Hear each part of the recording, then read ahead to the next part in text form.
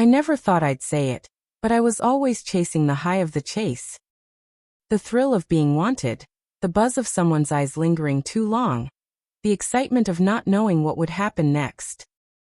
Even when the prize, the steady, consistent love I already had, was quietly perfect.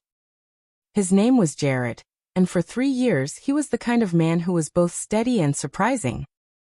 Someone you could build a life with without ever losing the spark. He wasn't flashy.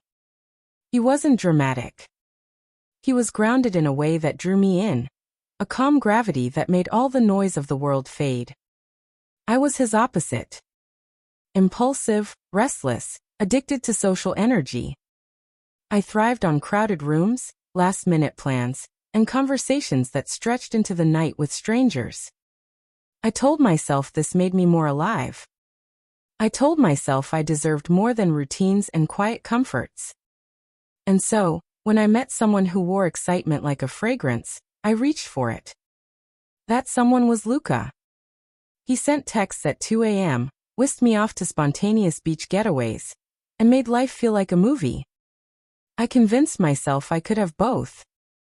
Stability at home with Jared and fireworks on the side. I was wrong. From the very beginning with Jared, everything felt natural. Easy. Not boring. Never boring. But comfortable in a way I didn't realize I craved until it was gone. We met by accident in the poetry section of a bookstore. An elbow bump over the latest Bukowski reprint. He laughed, handed it to me, and we ended up talking for 2 hours. About sonnets, about the dog-eared pages of books we both lived together, dreamed together, made plans for a future. And suddenly, it was all ashes. My friends rallied around me, my family kept me busy, but the nights were the worst. When it was just me and my thoughts, I pictured him happy with her. Working out together, going to brunch, meeting each other's families. The idea of him thriving while I was barely holding it together was unbearable. But then, something bizarre happened. 5 months later, my best friend Sophia told me she had run into Ryan at the grocery store. Only he wasn't with her. He wasn't with the woman he had cheated on me with. Instead, he was with Ethan. Now, Ethan wasn't just anyone. He was a mutual friend of ours, someone I had known for years.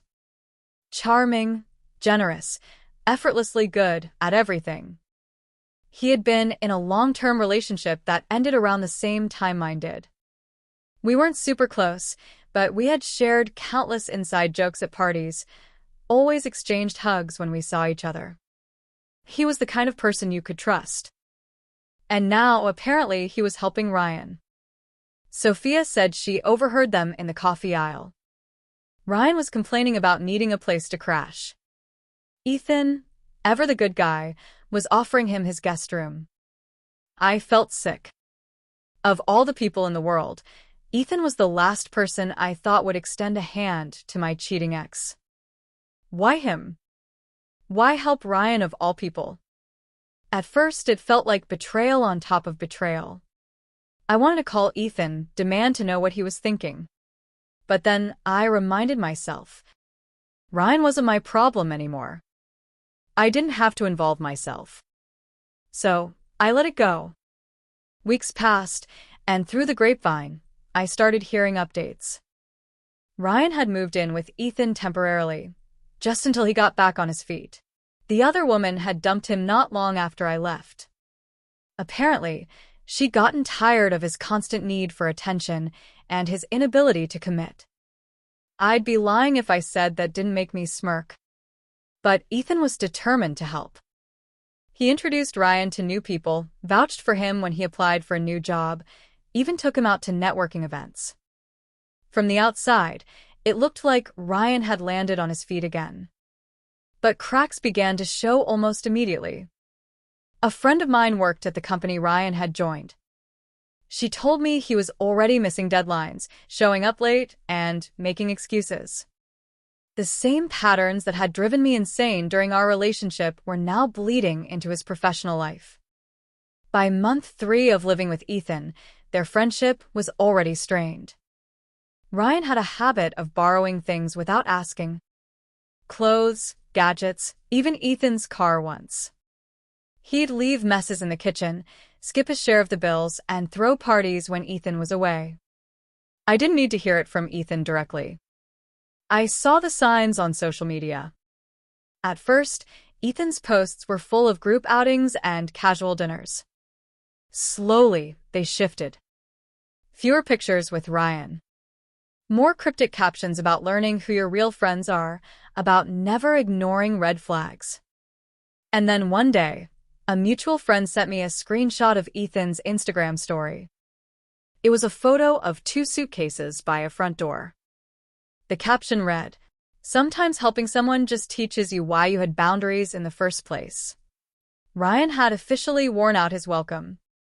The fallout was brutal, at least for him. He lost the job Ethan had helped him get after blowing off a major project. He couldn't afford rent anywhere decent, so he moved into a dingy apartment with random roommates. His car broke down and stayed that way for months because he couldn't afford to fix it. And socially? People stopped inviting him anywhere. And me? I stayed quiet. I didn't gloat. I didn't reach out. I didn't even so much as like a post about it. Because here's the thing, I didn't have to lift a finger. The universe was doing all the work for me. The man who once looked me in the eye and said, "I didn't think you'd find out," was now burning bridges left and right. All on his own. Every opportunity Ethan gave him, every ounce of support, he squandered. Months later, I bumped into Ethan at a barbecue. We exchanged a polite hello, and eventually, the conversation drifted to Ryan. "I thought I could help him," Ethan admitted, shaking his head. "But some people, they don't want to change. They just want someone to clean up the mess for them." I smiled.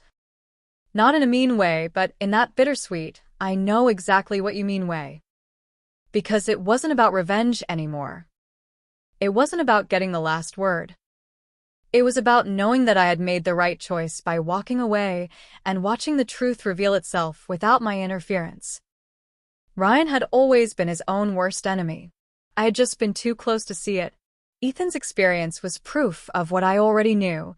The man I thought I loved was incapable of appreciating the people who stood by him. And the most satisfying part? This time it wasn't me picking up the pieces. It wasn't me giving him another chance. It wasn't me sacrificing my peace to hold him together. I got to live my life, focus on myself, and let karma do the heavy lifting. The universe has a funny way of balancing the scales. And for the first time in a long time, I felt like I had truly, finally moved on.